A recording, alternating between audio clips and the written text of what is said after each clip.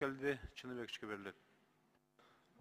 Рахмат, урматтуу төраға, урматтуу Нұржан Кармабековна. Мен сіздің кечеге баяндамаңызды угуп, анан кече бүгін депутаттардың берген суроолоруна жооңузду угуп ынандым да, бул мыйзамга сиздин таптакыр эле тиешеңиз жок экен. Сиз аралашкан эмес экенсиз. Сиз суроолорго жооп да бере албай атасыз. Анан айтып атпайсызбы, элдин талабы эске алынды, коомчулуктун пикири эске алынды деп. Кайсы элдин талабы эске алынды? Өткөн 4-октябрдагы шайлоолордо 5-октябрда чыккан элдин, жаштардын 20 миң, 50 миң жаштардын кайсы талабын эске алдыңыз, айтыңызчы. Эмне деген талапты койду эле? Элдер аянтта турганда силер калчылдап отургансыңар. Рыскелди Чыныбекович, биринчи талап бул эмне үчүн шайлоого катышуу үчүн партия аркылуу гана кириш керек талапкерлер.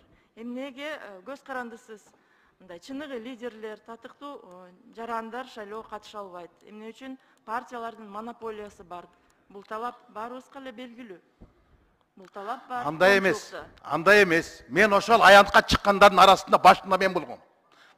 Мирлан Женчороев болгон, Жанар Акаев болгон, Сурабалдиева, Токтогазиев, Камчыбек Ташиев, Казакбаев, Сейитбекова бардыгыбыз болгонбуз. Андай талап болгон эмес. Эки кара нерсеге каршы чыккан эл. Административдик и финансылык ресурстарга.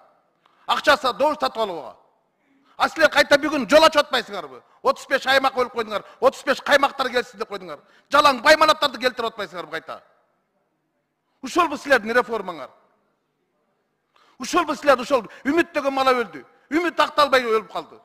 Ошонун арбагында ойлоп койбойсуңарбы? Азыркы ушул мыйзамды алып келип атасыңар. Бул мыйзам иштебейт, кечирип коюңуз. Иштебейт. Өткөн октябрдагы пайлоонун зыянын Сооронбай Шарипович көрдү, пайдасын сиз көрдүңүз. Анын мөөнөтү кыскарып калды, сиздин мөөнөтүңүздү узартып калды. Эл көрдү зыянын. Башка эч ким көргөн жок. Азыр мына мыйзамды алып келдиңер, капка салган швегедей кылып туруп. Бул иштебейт. Бул резолюция, мыйзам эмес, мен окудум. А резолюция менен революциянын тамгасы бир эле тамга. Силер кайта татаалдаштырып келбедиңерби? Жаштар келбейт. Аянтка чыккандардын баардыгы жаштар болгон. Токтогазиевдер келе албайт. Кире албайт алар. Буларга базаркондор келет, банкирлер келет, бандиттер келет, олигархтар келет. Башка ким келет? Кантип келет? Ушул мыйзам менен. Ким кепилдик берет? Эч ким. Рыскелди Чыныбекович, сиз туура айтасыз.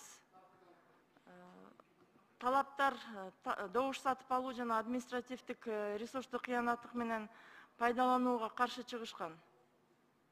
Ага каршы бир нече фактор бар. Ага каршы жалаң гана мыйзам болбош керек. Мыйзамда бардык мүмкүнчүлүк бар болчу ага каршы турганга. Ага саясий эрк да керек болчу. Укук коргоо органдардын результативдүү, эффективдүү реакциясы да керек болчу. Ага көп фактор керек болчу. Эң биринчиден талапкерлер ошону ушунчалык массалык түрдө колдонбош керек болчу. Birinci mikrofon. Ачык болгочу. Чара көрдүңүздөрбү? Чара көргөн жоксуздар да. Шайлоонун жыйынтыгын эл чыккандан кийин анан чыгарбадыңарбы?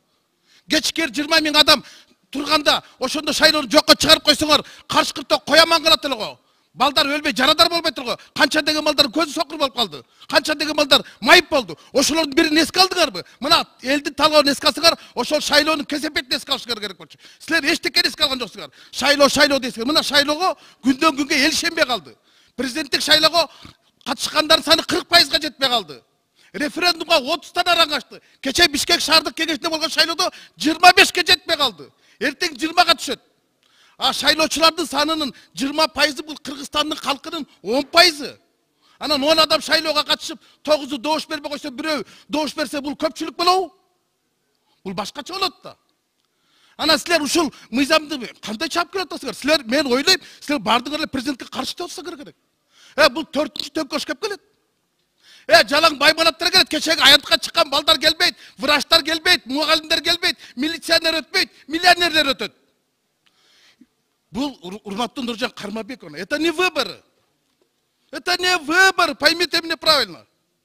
Это битва для бизнесменов, гонка для гопников. И что мы итого получим? обновленный, объединенный клуб банкиров и бандитов. Башқа ештеңе албайсыз. Мына ушул мыйзам. Бұл мыйзам емес, бұл чекеге чыққан чиқан. Айтыңыз президентке, Садыр Нуркожоевичке, анын жанында кошоматчылар аңгала түртүп атат, аңгала түртүп атат. Бұл мыйзам емес. Бұл мыйзам жакшылык алып барбайт. Бұл кайтадан жарылууга алып барат. Преференциалдуу менин сунушум, мен жумушуңузду айттым.